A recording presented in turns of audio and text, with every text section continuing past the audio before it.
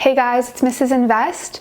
There was a good amount of interest on my last video where I used discount rate or discount factor to come up with my Tesla valuation in 2030. By the way, if you're interested in watching that video, I'll link it below. But today I thought I'd make a specific video on discount rate. And today I'm going to explain what discount rate is and how you can use it to inform your investing to determine whether a stock is worth the price that it's trading at today and whether it's a good investment or not. And I'm going to show you a specific example of how you can use discount rate to come up with these answers. So let's get right into the video. So what is discount rate?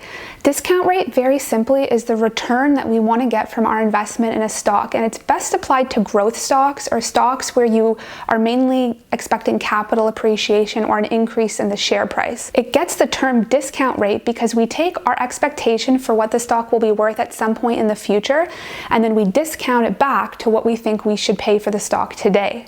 And the whole concept of discount rate comes from the idea that money you have today is much more valuable than money that you will have in the future, because a dollar today has many years of compounding ability compared to a dollar that you were to get 10 years from now or 20 years from now. So we wouldn't invest in a stock unless we are expecting to get good compounded annual returns that are proportional to the risk we are taking investing in that particular stock. And it's really easy to come up with a discount rate and a discount factor based on a little bit of easy math, and it helps you a lot to determine whether a stock, in your opinion, is worth the price that it's trading at today.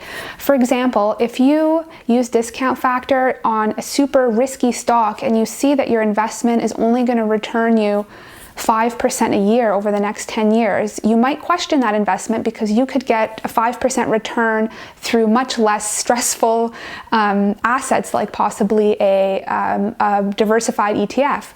On the other hand, if you come up with a discount rate of a stock that is a medium risk, but you're looking at a 15% return, that might turn a light bulb on in your head that you may want to invest in that stock because you're not taking as much risk, but the possible returns you could get into the future are really good. So these are the questions that discount rate answers.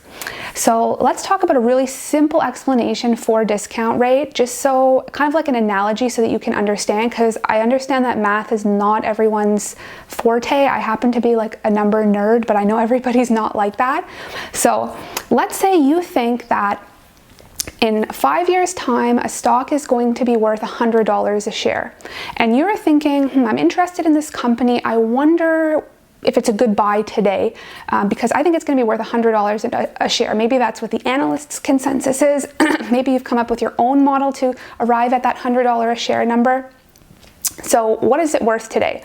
Well, the first thing you have to answer is, what type of return am I looking for on this stock?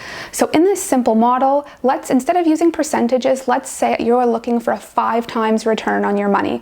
And so it's pretty easy to understand that if you're looking for $100 a share in 5 years and you want to 5x your money, then you need to put in $20 today. 20 times 5 is 100 to arrive at $100 in 5 years.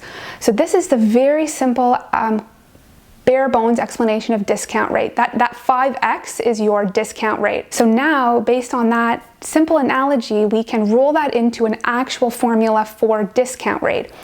Now, with actual discount rate, we don't use these random numbers like 2x, 4x, 5x. We use percentages in stocks. So what percent return do I want to get year over year for this investment? And the other thing that discount rate does is it takes into consideration the compounding effect. So in the previous simple model, you can see that it was just a 5x, it was not compounded, but discount rate considers the compounding ability year over year. So the formula for discount rate, it looks a little bit scary, but it's really simple. It's present value, meaning what the stock is worth today, equals its future value, so what you expect the stock to be worth in the future, divided by 1 plus the discount rate. So 1 plus, let's say 0.2 would be 20%. That's a 20% return that you want. Or let's say you want a 10% return. It would be 1 plus 0.1. So 1.1, that's a 10% return. And then you take it to the exponential power of the number of years you want to hold that investment for. So in our previous example, if you wanted to hold it for 5 years, you would take it up to the 5th exponent. So let's do another example. Let's say you're eyeing a stock and you think it's going to be $100 a share share in 5 years, how much should you be willing to pay today if you want a 10% return on your investment? So you would do present value equals 100 divided by 1.1, which is 1 plus 0.1, the 10%, to the exponent of 5. And that gives you a $61 share price that you should be willing to pay today if you want a 10% return compounded annually over the next 5 years. I'm sorry, my dog is choking. Cedar, are you okay? Actually, it's $62. So you should be willing to pay $62 today if you want that return.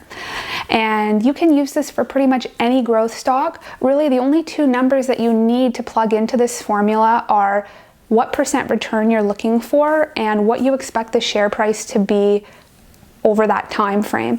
And so, like I said, you can come up with your own model and determine what you think a company would be worth, but that's kind of complicated. You can also look at, what the consensus is on the street and what analysts are saying the company should be worth so many years into the future. And you can do a little bit of math and it can answer a lot of questions for you. So that's one reason why I love Discount Rate. If you want to see my breakdown of why I still think Tesla is extremely undervalued, that's my previous video that I've linked down below and kind of used Discount Rate in a real world example. Other than that, if you have any questions, let me know in the comments and I will see you guys in the next video. Bye.